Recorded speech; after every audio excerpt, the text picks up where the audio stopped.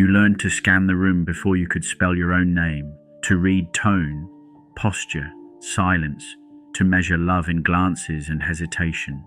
The hurt didn't arrive all at once. It leaked in questions that made you doubt yourself, in affections that disappeared when you said no, in the applause you had to earn just to be seen.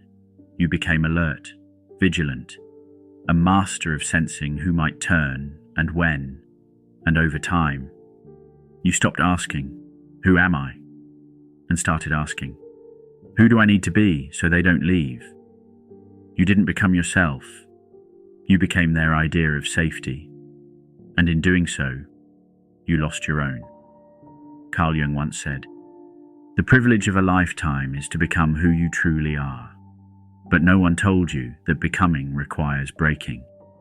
And breaking is what happened the first time you realized they only loved the version of you that didn't make them uncomfortable.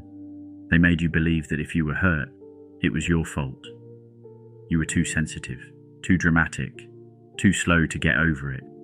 So you began to shrink, to wear masks, to punish your own pain before anyone else could. You stopped expecting love to feel safe.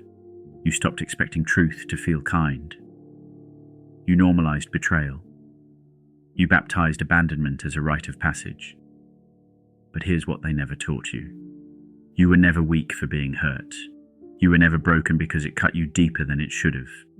You were awake, wide open, more human than they could handle.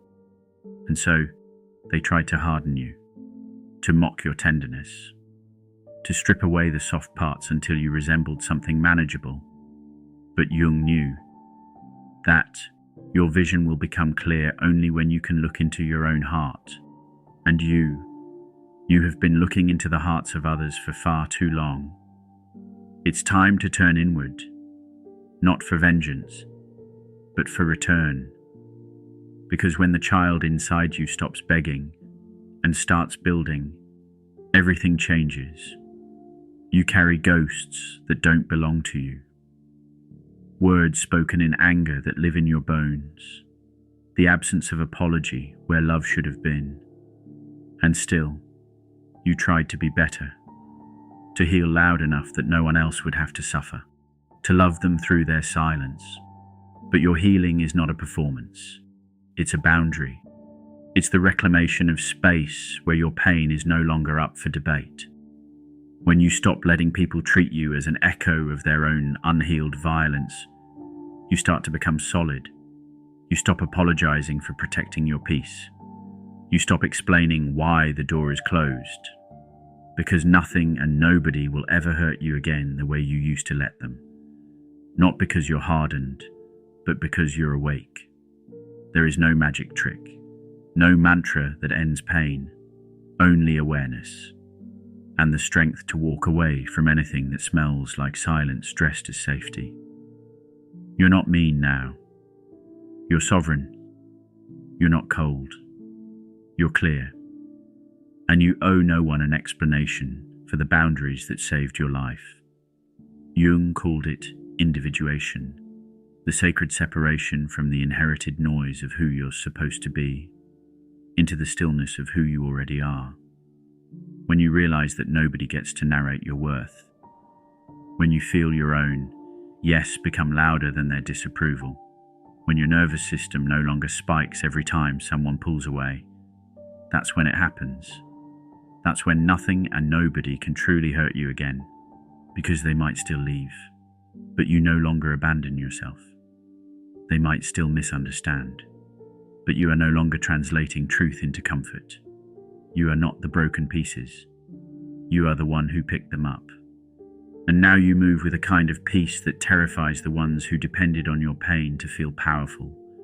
You're not avoiding life. You're choosing it.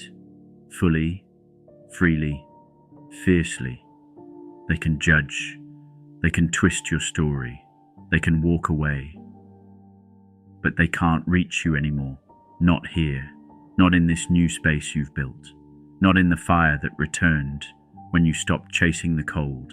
This is not armor. This is revelation. You are not here to keep breaking just to prove your heart still works. You are here to guard it like holy ground. to share it with those who know how to hold it. This channel, this voice, this story. It's not content, it's sanctuary. A reminder that you're not alone in your awakening, that the echoes in your bones have names, that the healing you're doing is not overreacting. It's revolution. Come back when the noise of the world tries to twist your softness into shame. Come back when the silence gets loud. Come back when you forget that you are not here to beg for what you already